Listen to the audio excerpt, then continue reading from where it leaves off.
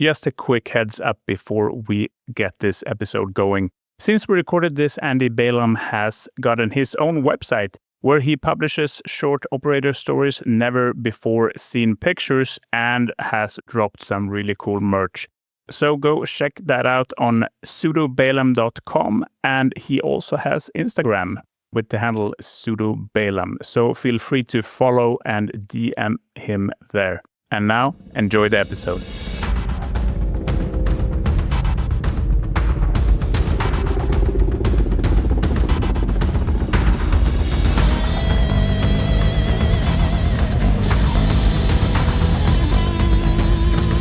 Welcome back to Underground Strategy Podcast. My name is Max, and today we are going to continue with part 2 of our chat with Andrew Balaam and Operation Eland. And as a heads up, this episode contains graphic descriptions of violence and combat. So if you do not prefer that, you better sit this one out. Enjoy.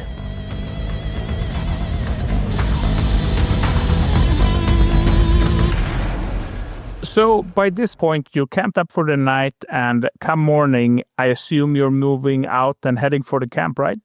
Yeah, that's correct. It's first light. We all got ready to move out. We were ready to go long before we had to go.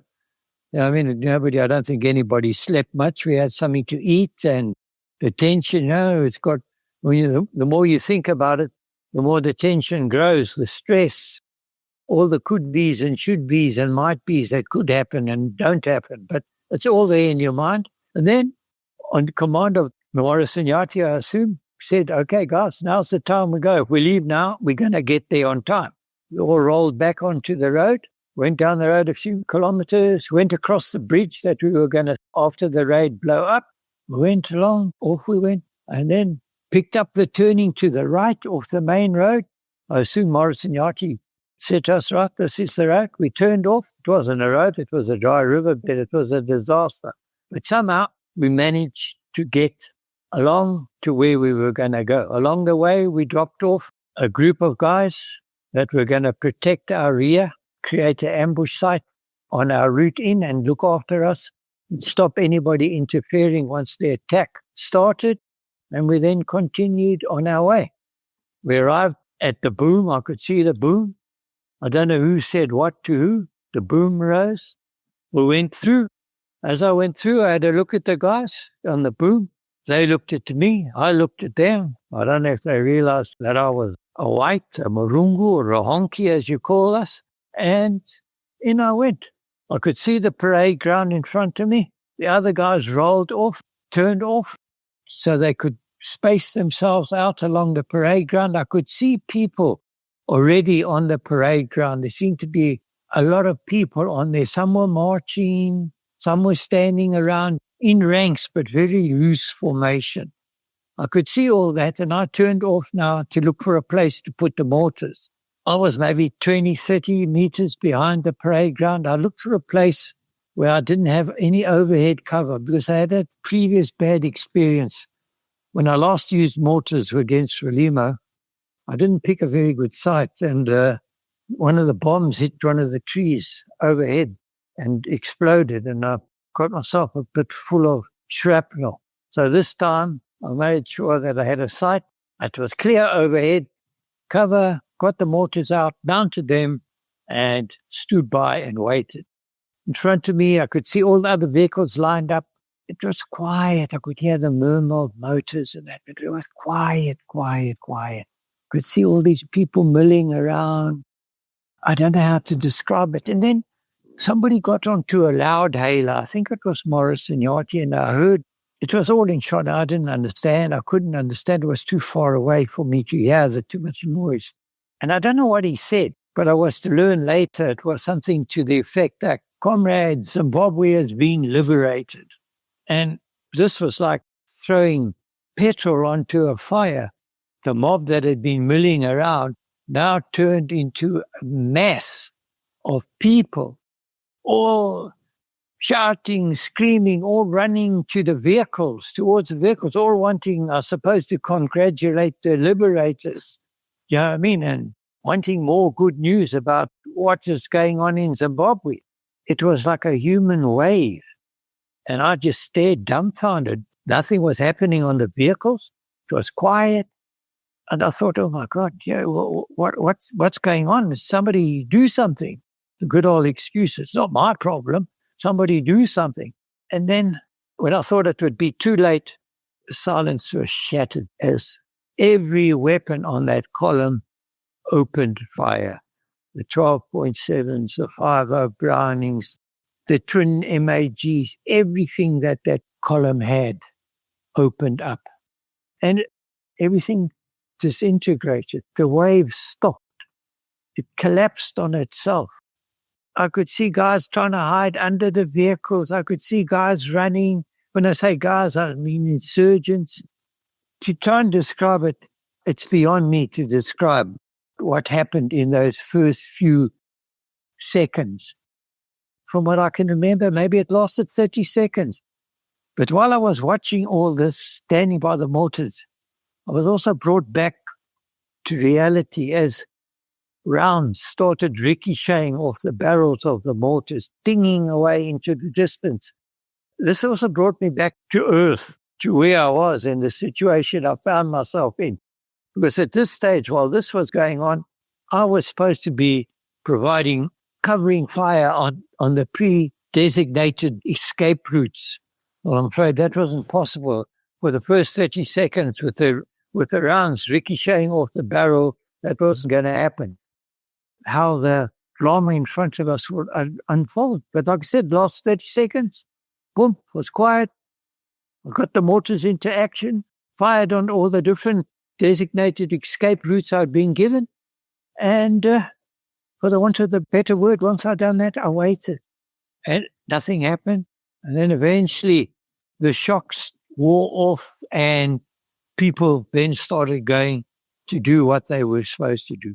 Myself and Pete Mack, a part of our job was to go and clear the houses. It's a massive camp. Other side, the parade ground, you had the hospital, which was now burning. I don't know, maybe the traces or something had set it on fire. It was a massive building made of logs and thatch roof. To the right of that, we had like bashes, huts that were occupied, I assume, by the insurgents and the Frelimo. Next to the hospital, while I'm talking about the hospital, was also the kitchen. Now, it's fine to say to get to the barracks or the huts and clear them. The problem is, wherever you rode was bodies. Now, to get to the huts, we had to ride over the part of the parade square.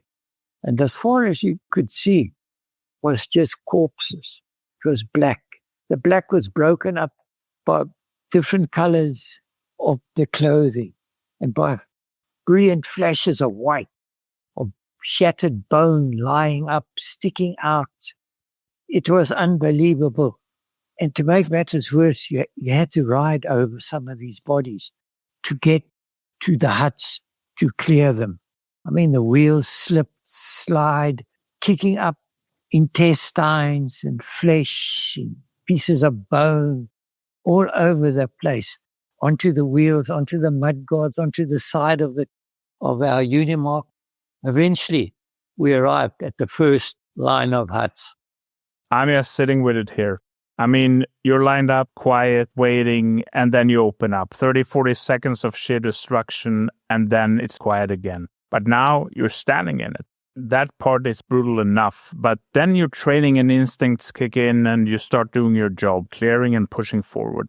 I mean, it sounds more like the First World War than a Bush War to me.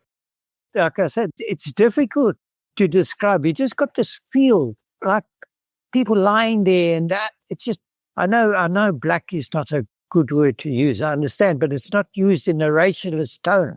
These were dead black guys, women and men, and insurgents, terrorists, call them what you will. And they were packed on top of each other like sardines in some areas. And it was only broken by the white shattered skulls, the shattered arms, the shattered legs. I mean, a 5.0 Browning, what does it do to a human being so close? I don't know how to explain it, but that's the best I can do. It is war, raw and unfiltered, and this is actually what it looks like when it breaks wide open. An experience that is unique, no doubt, but An experience I would never wish on anyone. But still, when you're in it, you have to crack on.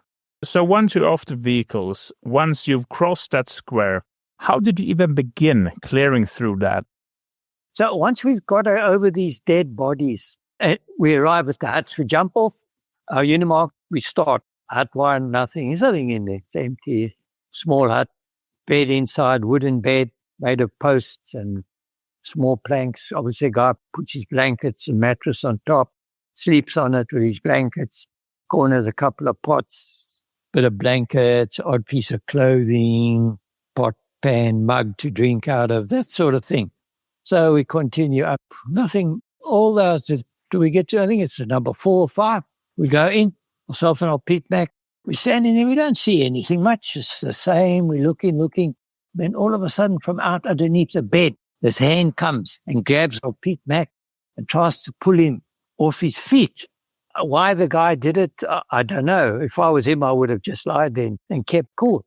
He didn't achieve his aim. 2 or 3 shots from Pete Mac's AK and that was that. That was the only incident we encountered in clearing those huts. They were all empty, same stuff in each one, no weapons as such, just bits of clothing, beds, cooking utensils, that sort of thing. One thing I did notice, while we started the beginning huts, were big mounds of yellow maize meal, cooked yellow maize meal. When I first saw them then on the raid, I didn't realize what they meant, what they indicated. But if you read that book of mine, Skuzapu, you will see that when the recruits, the trainees, got tired of eating the same old food all the time, they would gather and it was invariably yellow maize, then would gather all the food and dump it in a big pile to show their displeasure to the hierarchy, that they weren't happy with the food that they were receiving. And after they'd done that, they would shoot off to the nearest village and take the food or swap their clothes or whatever with the villagers for food. Like I say, this is covered in my book, Skuzapu. So obviously we had got there just before there'd been a lot of ill feeling between the instructors or the hierarchy and the insurgents themselves.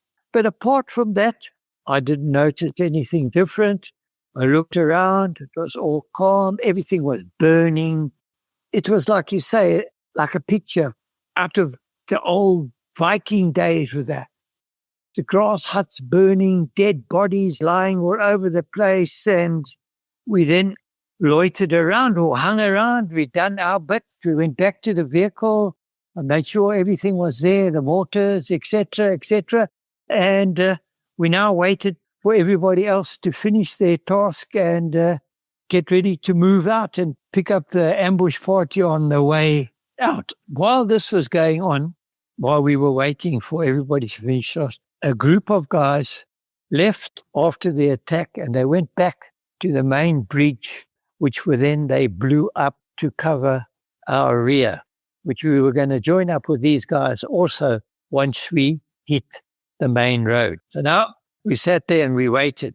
Okay, in the huts we picked up big piles of escudos, Portuguese money and that, which we take with us. I don't know why, but but we took it with us, threw it on the back of the truck. Once everything was settled down, we got ready to go. This is when we noticed 2 people were missing.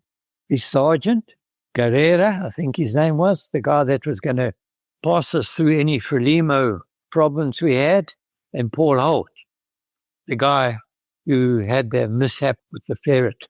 We waited around, blew the hooters, called, shouted. Nothing happened. They didn't appear. You can only wait under circumstances like that. Every second is precious. Time, you can't get back time. Every second you sit there, things are changing. You cannot sit and waste time. The decision was taken that we would leave and carry on with our task. The column reformed, we went back down the same road that we came along, got to the ambush party site.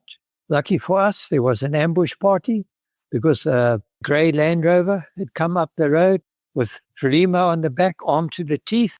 Lucky for us, the ambush party neutralized them, and they sorted that problem out. They then joined us. We then hit back down the dirt track, joined on the main road where we joined the demolitions party, and we now headed up the road to find our route out, to join up with our route out. At this stage, things get a bit hazy for me. I'm not sure if that Sergeant Guerrero that we had with us was also the guide, and he was going to guide us out because he farmed in that area and he knew the farms and where the villages were, etc. So I'm not too sure about that, so I'll leave that be. But we did have the good old standby of our 1 in 50,000 maps, compass, and wished for a whole lot of luck, and we turned off where we thought would be the right place to turn off, and we headed now back to then Rhodesia. Again, solid proof that the trusty 1 to 50,000 will never let you down when you need it. But what stays with you here in that moment when it's all done and you're just standing there with everything burning around you, that silence that comes after violence, that really stays with you. If we go back and look at the mission itself, no massive resistance, the camp is destroyed, the huts are cleared, you got 2 guys missing and a few minor injuries, which under the circumstances has to be counted as minimal losses, right? Yeah, that's correct. Look, we had a couple of guys that got minor nicks and knacks, nothing bad, 3 or 5 owns, if I remember correctly. Odd cut here, odd nick here, nothing that needed casevac or nothing we couldn't handle ourselves, nothing serious. And that was it. The resistance was non-existent. There was a couple of shots coming in, like those rounds hitting the mortar barrels and that. I don't know if those actually came from the trucks that were just in front of us, of the guys turning around and firing behind them, trying to get at the guys underneath the trucks. I don't know, but that was the only resistance that I encountered, was there on the mortar line when we came under fire, which I assume was basically from the guys that were on the boom, because I was right next to the boom. I turned off right there by the boom. I could see the boom. It was a couple of meters away. And this, the firing had come from those guys. But that was the only firing I encountered. What anybody else encountered, I don't know, Max, because I wasn't involved. I don't want to speculate. I don't want to say this and that, and it's not true. That's the only firing I encountered. Yeah, fair enough. I mean, you can only speak to what you saw, and everyone's view is going to be very different once the shooting starts anyways. So when you start pulling out, this bridge we're talking about, that's the Pungwe Bridge, right? That's correct. It's the Pungwe River Bridge. They blow that up so that we can protect our arse. At least we got that covered off. Nobody from that side of the world, if they wanted to interfere, would have to cross that bridge, and the bridge is no more. Support the mission, 1 beer at a time. Head to undergroundstrategy.com/support and we'll raise a glass in your honor. Now, let's get back to it. Alright, so the bridge is down and you have your flank covered, but you're still missing your guide at this point. So, was it a clean pullout from there on, or did it get messy on the way back? We use the maps to the best of our ability, and we slowly make our way down these paths. They haven't been used for years. Just old tracks. On the odd occasion, we had to stop and fix the bridges, cut down trees, etc., logs, and prop up the bridges so that we could move the column across. Eventually, we go through numerous villages, everybody standing on the side of the village, looking at us, waving, nothing. No sense of that something's going wrong with us, that they think we're not who we are trying to be. Everything goes well, no problem, a bit slow because of the bad roads, but we trudge along through all the different villages with the waving, etc., to the little river that separates us from Rhodesia. We line up, I'm at the back, waiting my turn. The Unimarks have no problem. The river's deep, but it's not very wide, so they manage to crawl themselves across. About 3/4 of the way across, of the vehicles getting across, we come under mortar fire. Pretty accurate, right there on the riverbed. on the river bank. It's not far from where I was sitting. And it's, from what I can gather, the sound is 82 millimeter mortars. And the next load comes in. It's the second salvo. Now it's my job to provide covering fire and to sort this sort of problem out. I deploy my mortars, get them lined up, pointing more or less in the direction from where I can hear the sound of the other mortars from being fired. I figure it's 82 millimeter mortars. I figure it's Frelimo. They're firing on maximum range, it's about 3,000 yards. I set up my mortars up on 3,000 yards, point them up into Frelimo direction where I figure the rounds are coming from. Fire the first lot of 4 rounds. Wait to go off. Nothing, no reply. Fire another lot of 4. Wait. Hear them exploding. Nothing, no reply. Fire the final 4. Nothing. Dismantle the mortars, put them back on the trucks, cross over into Zimbabwe or into Rhodesia. And that was that. Simple as that. That was the only fire, if you want to call it that, enemy fire that was threatening, that we came under, was from the Frelimo 82 millimeter mortars. I mean, that could have gone really bad. And weird enough, I'm going to say it's actually funny how it's always the last river and the last stretch when you come under fire. That kind of never fails in war. But you handle it well, as it should be. And what you just said about imagination, that line is real. It can eat through anything and everything if you let it to, right?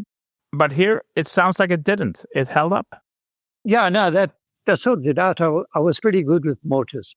That was my little speciality. Always ended up with the mortars. So, no, it wasn't a problem. We sorted it out. And that was the only opposition that I could remember. Sure, the tension was there, the stress, the strain, the imagination was running wild. Yeah, imagination's an evil thing. Puts all sorts of thoughts into your mind. It robs you of your willpower. It robs you of your strength, your determination, imagination. Bad thing. But all of that didn't come to be. It was all what it was. It stayed what it was in the imagination. It didn't influence our running of the operation. Everything went basically according to plan, except on the parade ground. But that also mellowed down and it fell into place. We achieved what we wanted to achieve. We disrupted and we set them back a good couple of months on their planning and their deployments. And that was the aim of the mission. So I figure we achieved that. And I went back and I thought, yeah, no, that was fine. That was more fruitful than the one we did at Mapai. I don't have much further to say. I read articles about people who were saying it was a refugee camp and all the other stuff, the normal propaganda put out by Zandler. But there was nothing there that I saw to indicate that it was anything other than insurgent training camp, holding camp, resupply depot. There was nothing to indicate anything different. And that was actually going to be my next question, because the aftermath of this operation is still complicated today and it's full of controversy. But you were there on the ground, unlike a lot of people who have commented on it, and you saw what you saw there. So from your perspective, was this a legitimate target? Yeah, I'm saying so for sure. Definitely. We're talking guerrilla warfare. We're not talking codes of honor. That doesn't fit in guerrilla warfare. The stuff from the Second World War and the rules of engagement and all that stuff, it doesn't fit into guerrilla warfare. Guerrilla warfare is a war of terror. It's built on terror. It functions on terror. There's no niceties in guerrilla warfare. There's nothing. You get caught with your pants down. You were ill prepared. It was a training camp. It was a deployment base. It was full of people armed to the teeth. Some of them ready for deployment. Others were still training, but they are all still legitimate targets. There's no niceties there. There's no Red Cross crap. This is terror war. There is no rules in terror war. If you read that book, Skuzapa, cutting off lips, cutting off legs, cutting off arms, bayoneting pregnant women. This is all not part of war as it's supposed to be fought, but you're fighting terror war. Terrorists, this is how it operates. It's he who can instill the most fear. And that's how I look at it. I look at us in there in Rhodesia. Hey, we had great fighting then, brilliant. They could handle and hold their own against the best in the world without even a hassle, even with the shit equipment we had. But we were fighting a gentleman's war. That's a terror war, the hearts and minds. The hearts and minds don't work. You grab them by the balls and the hearts and minds will follow. This, oh no, we'll build them a school and we'll do this and we'll do that. That's fine if you can hold the ground. If you've got enough troops, you go in, you take this village, you clean it up. Can you hold that area? Can you hold that village so that the terrorists can't get back in there and do a bit of bayoneting, a bit of lip cutting? No, you can't, because you're there this week, you give a big speech, next week you're gone, the terrorists are back. Okay, you sold us out, you did that, you did this, boom, terror back again, full stream ahead. This other story, hearts and minds and all this stuff, it sounds nice, it's good now, it's beautiful, but it don't work. And if you employ strategies in a war of terror that don't work, you're going to lose. And that's what happened to us. We lost. South Africa, I didn't fight the South African war. But from what I can see, they also fought the war cleanly, like the Geneva Convention once, and once again, they ended the same as us. They didn't make it. Afghanistan, all of them, they're the same. Nobody made it. They all go back to fall back into the hands of the terrorists because you can't hold the ground. You can't protect the people that you supposed, like you say you're going to do, like you want to do. You can't. You can't hold the ground. So if you fight a terror war, you must fight a terror war with the same weapons as they use. No, Mr. Nice Guy. It don't work, man. How are you going to fight a war by being Mr. Nice Guy? Nah. That's my opinion. I'm sorry if I run off at the mouth and upset people, but that's the way I see it. No, I think you're right about a lot of that. I saw the same thing in Afghanistan for both the Soviets and for us. I mean, if you can't hold the ground, then all the enemy has to do is wait. And you can clear that valley, build that school, give a speech, and the next week they're going to be back anyways. They just disappear into the civilian population and re-emerge when the lights are off, so to say. That was a failure, not the fight itself though, but the fact that you couldn't stay. And just before we wrap up, I wanted to ask you something that comes up in the aftermath of this. There were claims that South Africa pulled out some kind of military support and resources after the raid. Do you remember anything about that? Yeah, no, after this, it was, like you said, South Africa started then to withdraw. They helped us, you know what I mean? Their troops on the ground, that sort of thing, they took it off. I don't know about air, but I know troops on the ground, they started withdrawing them. Because later on, there was another raid in Pungwe, where some South African pilots got shot down and a whole lot of guys got killed in one of the helicopters on one of the return raids to Pungwe. And that was a South African helicopter. It was a South African involvement in that raid. So I'm not too sure about the air power, but the men on the ground, yeah, they started pulling out because there was a lot of ramifications from this raid. And like I said, if you're going to fight a war on terror, you fight it with the weapons they use. Otherwise, forget it. It's a waste of time. Did that affect your side of things at all? I mean, operations, logistics, and what you could actually run in the field when they pulled out? I don't know. I didn't have the bigger military picture. I'm just talking about me and Salute Scouts, the Fire Force, our raids. It didn't affect us in any way.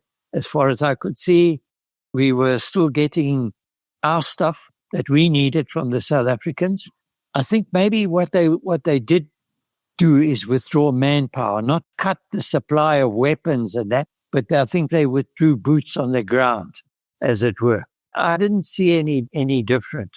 Yeah, I wasn't sitting there in comm ops or combined operations or whatever and being told this, that, and everything. So I don't know, Max. Andy, if there is nothing more you want to add, I would say that this has been a pretty thorough walk through the operation. From the build-up to the raid itself, like a roller coaster. There's tactical weight, but it also hits very hard on an emotional level too. And for anyone who wants to read more, they can find parts of this in Skusapo, right? Yeah, I've covered it briefly in Skusapo, but I go into depth in Bush War Operator. I covered it in Skusapo more as the working of the two sets. The white dude got his set skill and the black guy's got his set of skills. And I used this to show you how the use of the white guys fighting and aggression and the black guys' know-how and ability to get us through all the potential hazards manned by the black guy that we couldn't handle ourselves. So I do cover it briefly in Skusapo, but I cover it in more depth in Bush War Operator. Those are two excellent recommendations, and we will, of course, put the links to both of them in the show notes. And thanks again for your time, Andy. This was a monster of an operation, and I really appreciate you taking the time to walk us through it. I hope you will come back for another round, because I know there are plenty more of operations worth digging into.